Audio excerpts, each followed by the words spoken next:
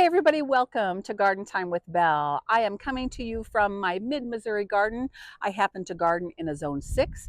It is the middle of March. It is a glorious sunny March day. It's about 60 degrees outside. However, the wind is really whipping, and I don't know about you all, but where I live, March, it's so windy, always in March. And so I've got my cap on here, trying to protect my eyes from the sun a little bit.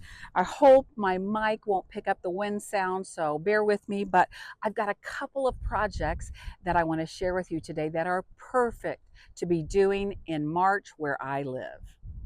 Before I share with you the two fun projects we're going to be doing today, I'm going to ask you all to please like and subscribe to my channel.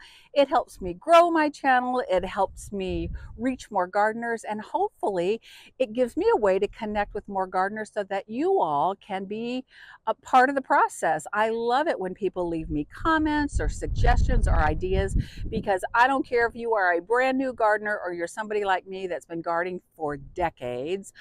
I always am excited to talk about gardening and learn from each other. And so I hope you will feel free to leave comments in the comment section below. So let me show you what the two jobs are that I want to get accomplished today. First up on the list is I am going to be planting out some sugar snap peas into my raised bed garden. Let me grab these so that you can see what I'm talking about. So I grow sugar snap peas every spring. They are a cool weather crop, so this is perfect timing to get them out in the landscape. I grow them because I love them. I've been growing sugar snap peas for years and years. In fact, when my boys were little, gosh, they would come help me out in the garden pick the sugar snap peas, and I don't think many of them even made it to the house. I think most of them made it into their tummies. So they are delicious. If you haven't grown them, I'm going to really encourage you. They're a super easy crop to grow. These particular sugar snap peas, I started in these trays, and I probably have a video that I shared with you all when I started these. And I think my calendar said I started these 6 weeks ago. So, you know, they are more than ready to be transplanted. A couple of things I want to say about sugar snap peas, however, is you can also direct sow these seeds right into the garden. The reason why I don't is because, like a lot of you who love to start things from seed, you like to do that because you can really control the elements. You can control how much light your seeds get. You can control the temperature, you can control the moisture. For me, it's really about moisture. Sometimes when I direct sow right outside into the garden, I have a hard time keeping the soil consistently moist, which is absolutely critical for your seeds to germinate. But when I sow them in trays and they're in my house or in the greenhouse, I really have a lot of control over how they perform. You might read some things online that say, oh, they don't like their roots disturbed, they don't like to be transplanted, but that hasn't been my experience.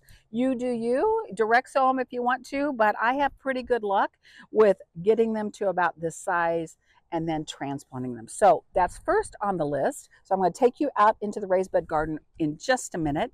And then after we get the sugar snap peas in the ground, I'm going to bring you back here to the front of the greenhouse, and you all, those of you who have subscribed to my channel and have seen my videos, you know that I have these two amazing aqua pots, these big planters that sit right here. And it's time for some spring color. It's time for some cheer because we just had snow 2 days ago. 2 days before that, it was 80 degrees. Today, it's 60 degrees, and I'm ready for color. And so I picked up some cute pansies at a local big box store just the other day. And I'm going to show you my trick for saving money when you go to a big box store when you're picking out flowers, especially annuals. So I'll have you stay tuned so that I can share with you some of my tricks to take what you get at the big box store and really stretch those flowers. Okay, so here we are out in the raised bed. I want to share with you all the things I'm going to be using for this little simple project. So I've got my sugar snap peas in the tray. I have my tray tongs. This is what I use to lift those individual seedlings out so I don't disturb the roots too much. I've got my hoary trowel knife. use it for a million different purposes, but I'll probably use it to dig some holes as I transplant. Probably use this little hand rake. Got some gloves here, which I think I will use for once today. And so I'm gonna amend the soil in two ways. So I want to show you a couple products that I use.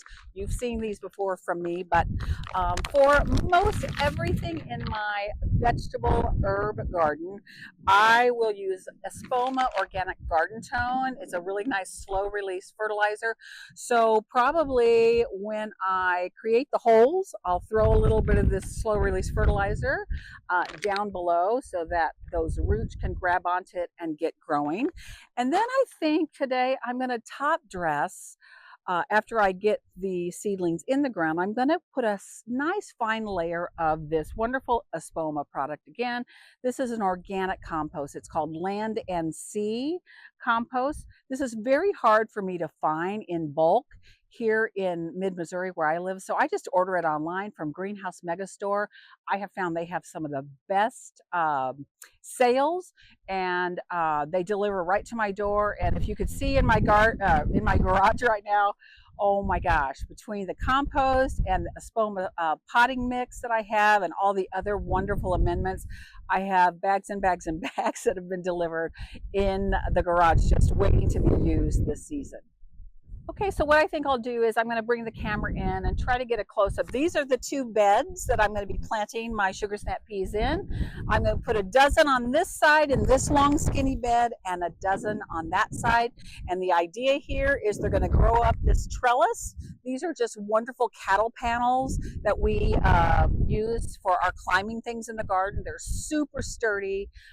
My husband just bent this in a sort of an arch for climbing crops. So yeah, let's get to the project. Here's actually a tool that I might not have shared with you all, but these are really neat little kneeling benches or kneeling pads for the garden. And I got this one from Garden Supply, but basically you can see here, you can kneel on it. And then if you need a little extra help getting up, you can use your hands. But if you prefer to sit, you can turn it upside down. And if you're working in a low bed like I am, you can just sit right here. It could not be more comfortable and work in the soil that way. So I think I'm going to sit. I like this. All right, first thing I need to do, and I want to share this with you, I need to move away some of the shredded leaves. Those of you that watch my channel know that every fall we collect, we're on 10 acres, so we collect some of our leaves. We leave plenty of leaves for all of the pollinators and little critters for habitat throughout the winter, but we do have some that we take and we put through a fine shredder, and then I cover most of my garden beds for the winter with them.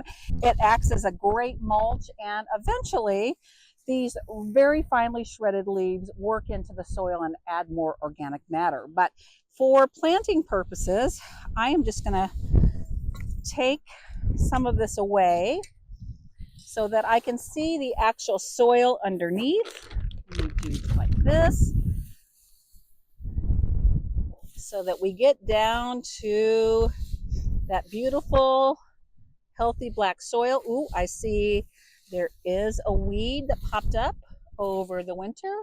Get my hory knife that is amazing at taking weeds out of anything. So let me just make quick work of that and get this big weed out of here. We don't need that, that's for darn sure. Oh, it's a toughie. Let's go in here and get that out. Okay, done. All right. You know what? I think I'm going to go get one of my tub trugs because I don't want to spill all of this all over the gravel. So I'll be right back.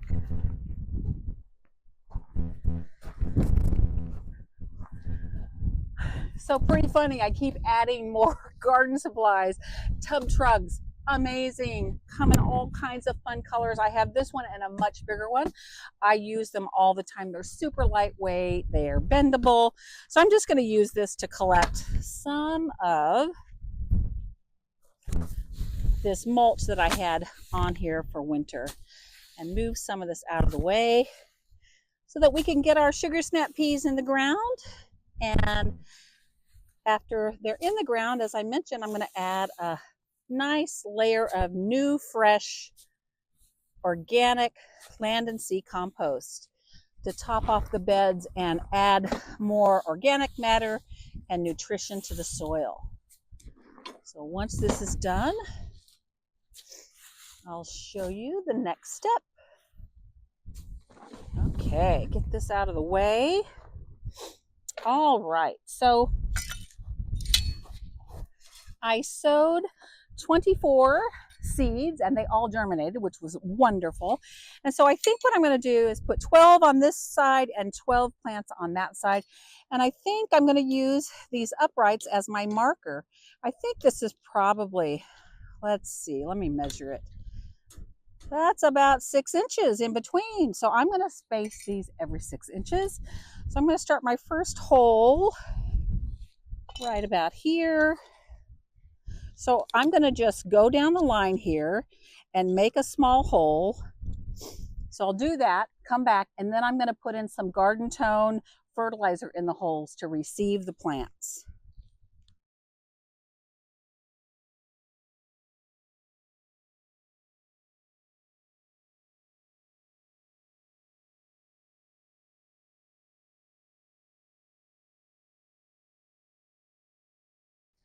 Okay, I've gotten the camera hopefully zoomed in here so you can see some detail on the first few. So I'll show you my process for putting my transplants right into the holes, which you saw me dig a hole. You saw me put in some garden tone, slow release fertilizer. And now I'm going to use my tongs and I'm going to gently remove, oh, we've got 2 plants here. I'm going to gently remove one of the cells and look at that and look at all those roots. They really need to get transplanted. So down in the soil, push it back around and fern them in. And I'm just going to repeat that process all the way down. Pull out another one out of the tray. Again. Wow, lots of good root development. Looking good. Again, backfill with soil. You guys know the drill. One more, and then I'll speed up the process, and then we'll top everything off with a nice layer of organic compost.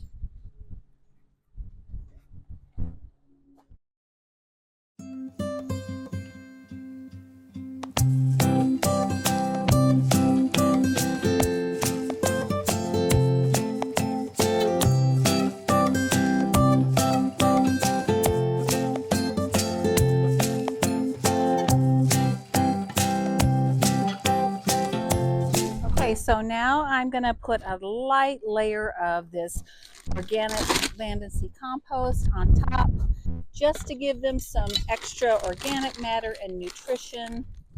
And this planting project will be done.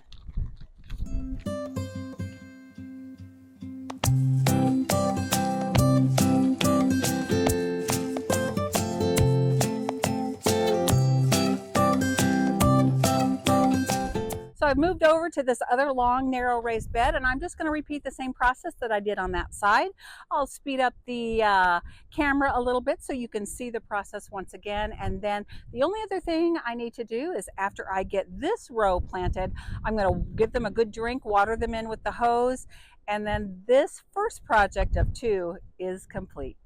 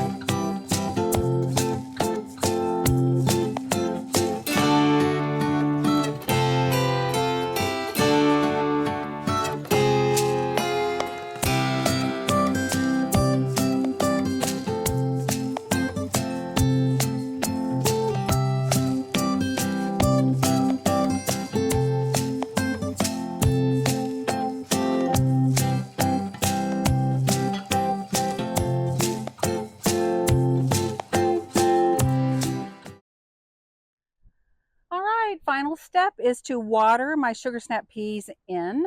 As I mentioned earlier, I have drip irrigation, but we won't be probably turning that on for about 1 more week. So meanwhile, that means I need to hand water these so that they don't dry out. But for now, I'm going to give them a good drink and get them settled in their new home. You know, being out here in the elements, they're just going to love it. They are going to really take off where they've got the full sun.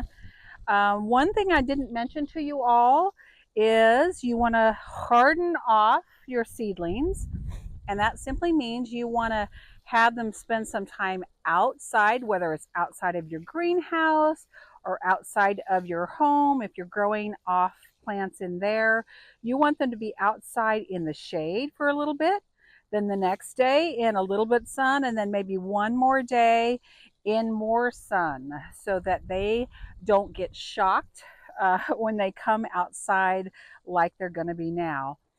There's different schools of thought. People with greenhouses like me, there are some crops that I don't have to harden off at all because my greenhouse has a fan on it all the time, so they're getting bounced around with wind.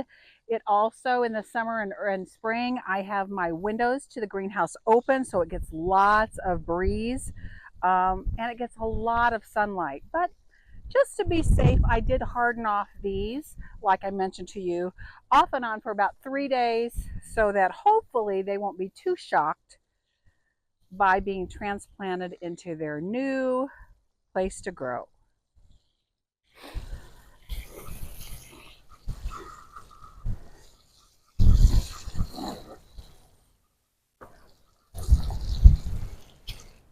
There goes the wind again, so I'm covering up my mic here. Sorry about that. So first chore done. I got 24 of my sugar snap peas planted in my raised bed garden. I got them fertilized, a nice layer of organic compost on top, and got them watered in. So fingers crossed they're going to take root and grow up this beautiful arch and give us a delicious snack in, I would say, probably about 6 weeks.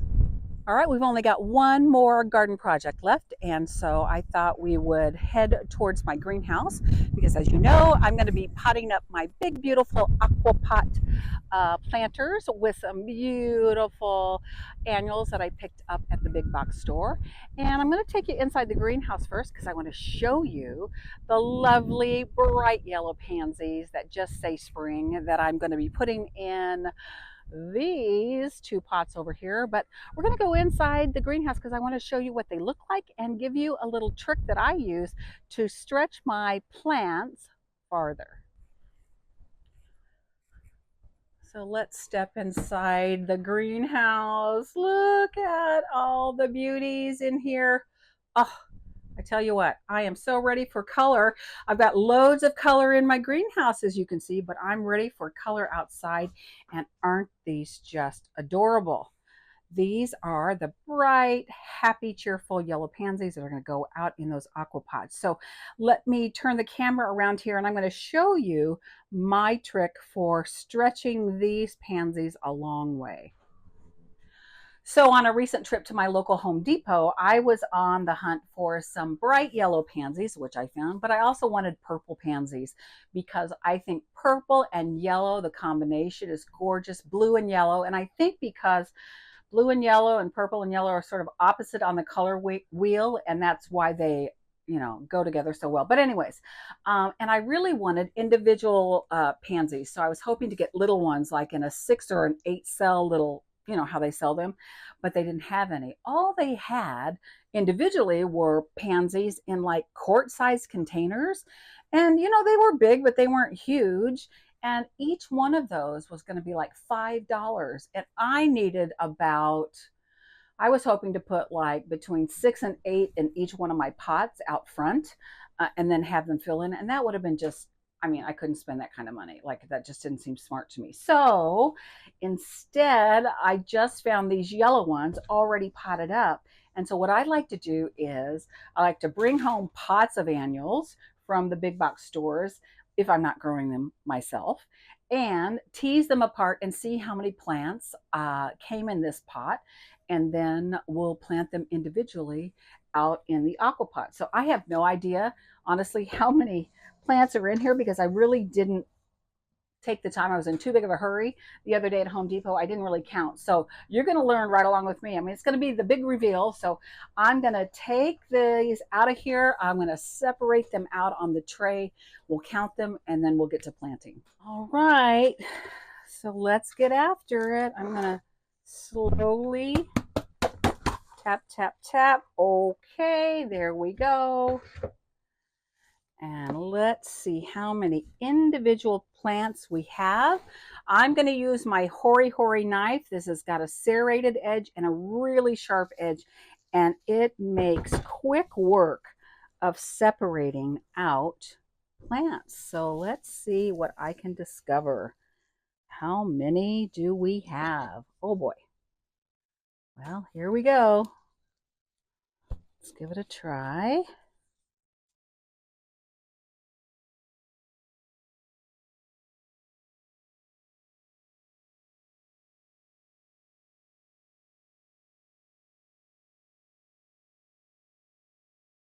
All right. So out of that one bowl, I got 12 plants. Had I purchased these individually at $4 a plant, oh, I mean, no way. But this whole bowl, which had 12 plants, cost me $17. So I think that was a pretty good value. So I'm going to go ahead and separate this other one out into individual plants, and then we'll take them out front and we'll get the pots prepared with some fresh soil and get these planted up.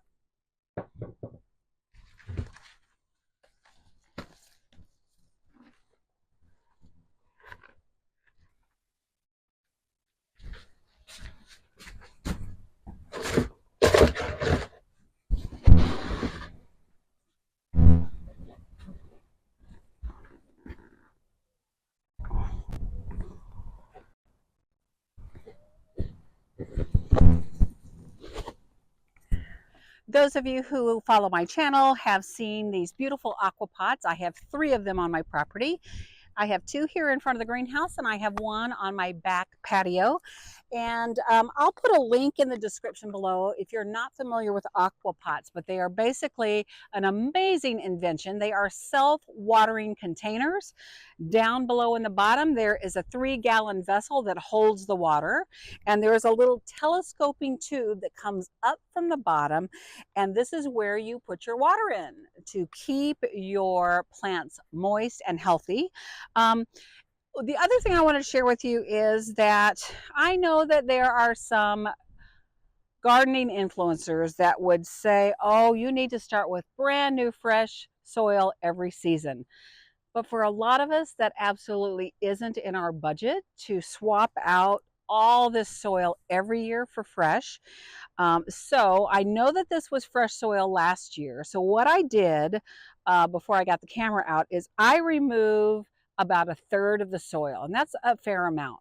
So I remove that and I take that soil and I put it in my raised bed garden, or I'll put it, in a compost bin. So I won't waste the soil, but it's kind of done its job. And so I'm just going to top off this pot and the other pot. And the way I like to do that is I'm going to actually take this wonderful Land and Sea compost, this organic compost, and you saw me use it in the vegetable garden. So I'm going to put just a little bit of it. I don't know. Let's see how much I get out of this. That was probably about a good 3 inches layer on top of last year's soil. I've got enough, I'm sure, yeah, for that other pot over there. So I'm only going to put just a little bit more in here. All right, there we go. And I apologize. The wind, oh, I keep apologizing, but I feel bad if you can't hear me. So hopefully I've tucked my mic in a little bit better. Okay, so there's my compost, and then I'm going to top it off with this wonderful Espoma organic potting mix. I have bags and bags of these in my garage because I will be doing loads of pots, hanging baskets. Not yet, it's a little too early, but not for these cold weather annuals like pansies. And in fact, in some places, pansies come back. They can really take a lot of frost. I've had pansies do just fine through snow. They're not going to last for days and days below freezing, but check your forecast, and I feel pretty confident that I'm not going to need to worry about these being too cold based on the forecast for the next couple of weeks. I think we're on the upswing to spring. Let's hope. So yeah, so I'm going to go ahead and fill this up the rest of the way with this really great organic potting mix. I'm going to just top it off. Whoops. Oh gosh. Whoops. Darn it. I don't want to lose this tube here. And usually I fill it about an inch below the top of the lip, just like so. All right, well, I can clean that up later. Okay, oh, that is big and heavy.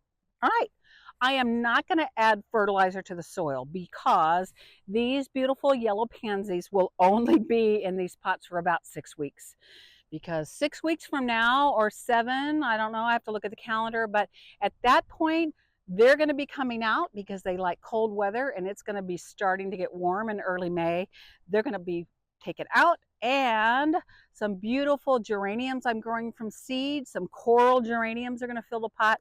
And in the center, I have a big, beautiful blue salvia. That's going to be the centerpiece. So these will stay, and I'll enjoy them for about a month and a half. They'll leave, and then in come the beautiful summer hot weather annuals. So that's pretty much all there is to it. So look at all these that I got. I got at least a dozen out of each one of those bowls. So I'm just going to put them here in the pot and see what I can fit in. And that's all we've got to do.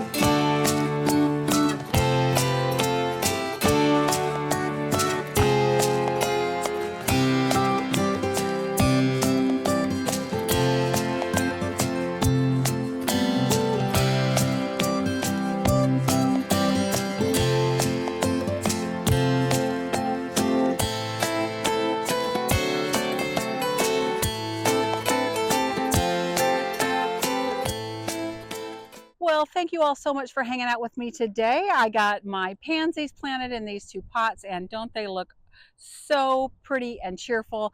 I am so ready for spring, and I bet you all are too. We've just got, I think, a day or 2 away from the official first day of spring. Of course, some of you are still under snow, and some of you, it's 80 and 90 degrees where you live. But here in mid-Missouri, I am ready for color outside, and these beautiful little yellow pansies are just doing it for me. So until next time, I wish you all happy gardening.